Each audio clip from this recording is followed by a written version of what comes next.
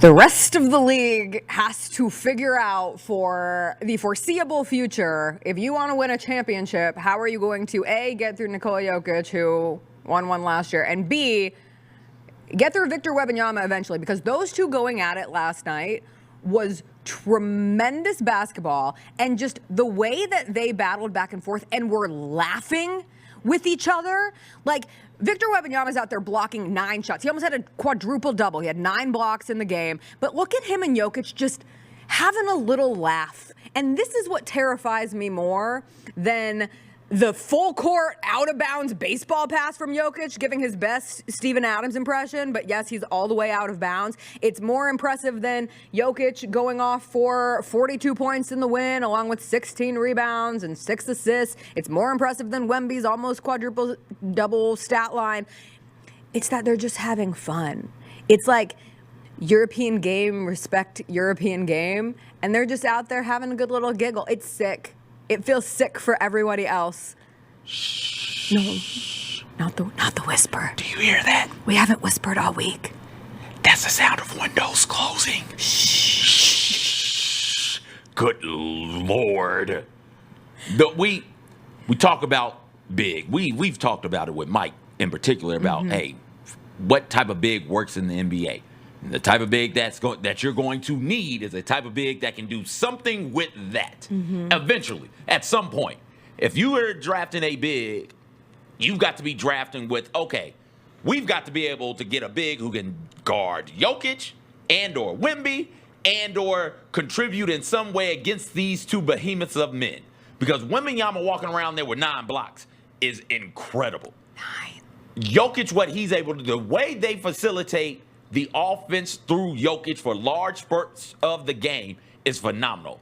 All right, and you could put those two in there, throw some bonus in there, his old facilitate Nash, you throw Jaren Jackson Jr. in there, his old dynamic offensive game plan having ass, and his old defensive player of the year having ass. Like, you throw all of these really dynamic bigs in, and it is okay. We've got to have one of those, Jared Allen. Like I think that the era of just screen and roll finish at the rim bigs, I think they're going to be dinosaurs here in a moment.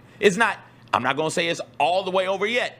I will say appreciate that while you have it. Appreciate bigs who are just Clint Capella in this thing, setting the screen, rolling to the rim, and catching lobs. Appreciate that while it's here, because this is a different era of big men, and I love it. So I saw the perfect clip yesterday that fits with this current evolution of the game, and just a reminder of how the game today is in such a different spot than 30 years ago. And imagine 30 years from now, like, we're going to have actual aliens out on the court, because we already have some semblance of that when it comes to a Wemby and a Jokic. But there was this clip of Michael Jordan that went viral, and it was the play-by-play and analyst response to him going behind the back in a game for the first time.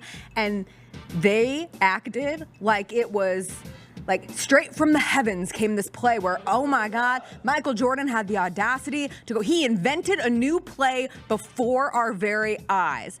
And it was awesome. Like, I'm not taking away from what that was. Like, Michael Jordan, one of the greatest of all time. I'm so fed up with the GOAT and the legacy conversation. Can we not just appreciate greatness as it happens in front of our eyes and as things evolve and exist in different times and places? Apparently not. But you look at Michael Jordan then, you look at that baseball pass from Jokic last night from out of bounds. Like, imagine the broadcasters of then seeing a big man like Jokic do what he did in that game last night. See Victor Wembanyama block 9 shots. Your eyes would be like, they'd expand so wide they would pop out of their sockets. This block from Wembanyama, Reggie Jackson's face afterwards looks like he's been sent to the gulag. Like, he's like, what just happened to me? And he plays with Nikola Jokic.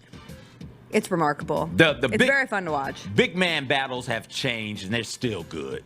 Like, Shaq versus Mourning was one of my favorite big man battles to watch, because those were just big, swole, athletic freaks just banging one another. Shaq and Ewing in the morning, right? Like, those, I loved it. I loved it just to see them bang and battle with one another on the block. Well, now they're banging and battling all the way to the three-point line.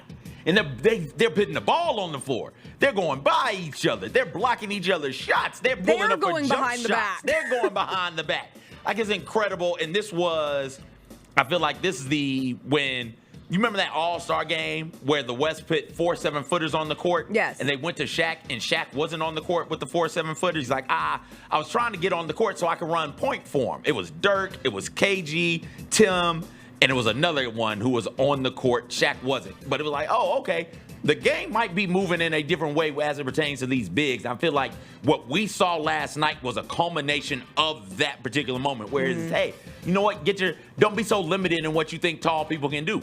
Make their asses dribble. Don't just let them sit down there and only do post work. Put them out there in the open court and practice and make them dribble so that they can do some dynamic things. And Wembanyama and Jokic are two of the better ones at doing it right now in the NBA. The Jessica Benson Show with CJ Hurt, live every weekday at 8 a.m.